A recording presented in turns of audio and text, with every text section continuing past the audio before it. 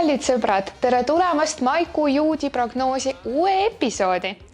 Maiku käib koos juudi Iyari kuuga, mis ühendab kaks juudi rahva ajaloo suurimat sündmust.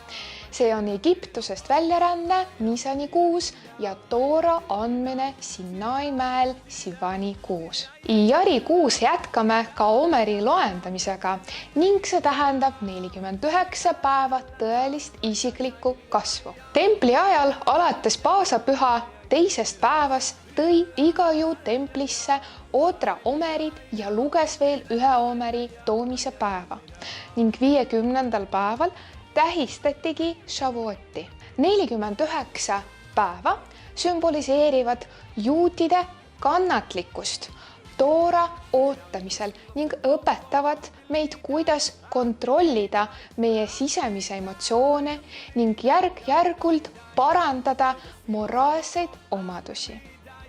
Järgides loomulikult Toora igavest tõde.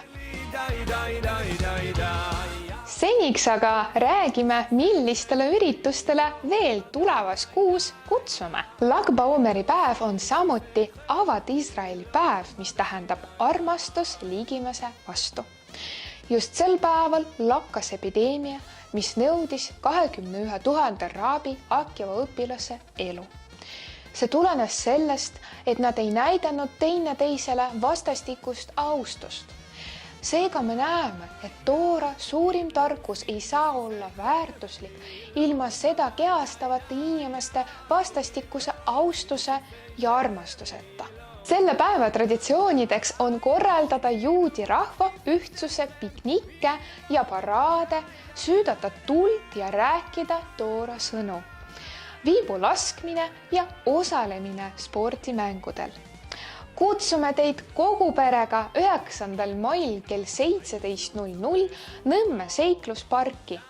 Registreerimine toimub fienta.ee kodulehel. Vajame teie abi peol pikniku korraldamiseks. Kui soovid osaleda, anna palun meile sellest esimesel võimalusel teada. Aitäh! Hämmastav Balti tantsu- ja laulupidu, mis Eestis kannab nime laulupidu, avaldab kõigile muljed. See toimub iga 5 aasta tagant juulis, kuid laulu ja tantsu tahaks tegelikult iga päev ja igal aastal või vähemalt nädal sel mais.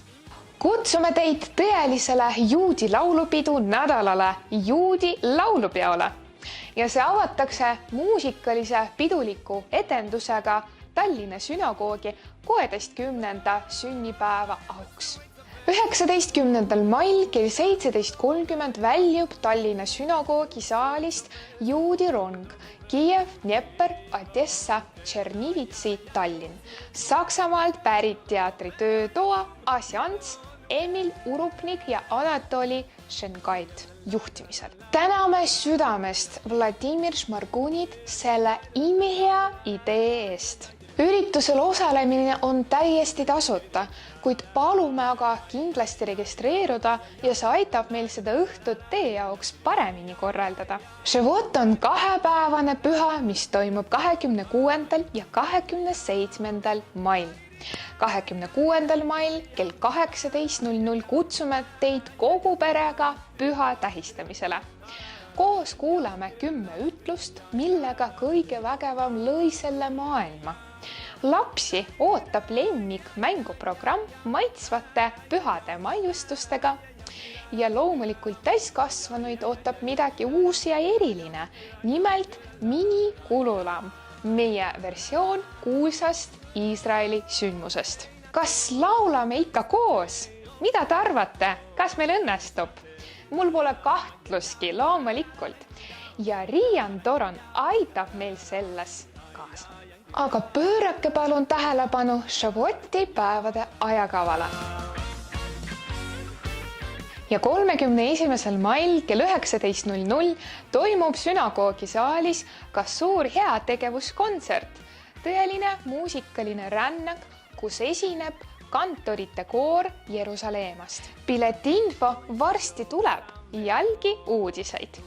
28. mail toimub selle aasta Bar Mitzva lõpuaktus. Kui teie laps on 11 kuni 13 aastat vana ja soovite oma last uueks õppeaastaks kirja panna ja anda talle huvitavaid teadmisi ja sõbraklubis osalemise ja Iisraeli reisi, siis kirjutage kindlasti või helistage Rebetsenile Rishi Pekarski. Ja nüüd on avatud ka registreerimine Gan Iisraeli suvelaagrisse.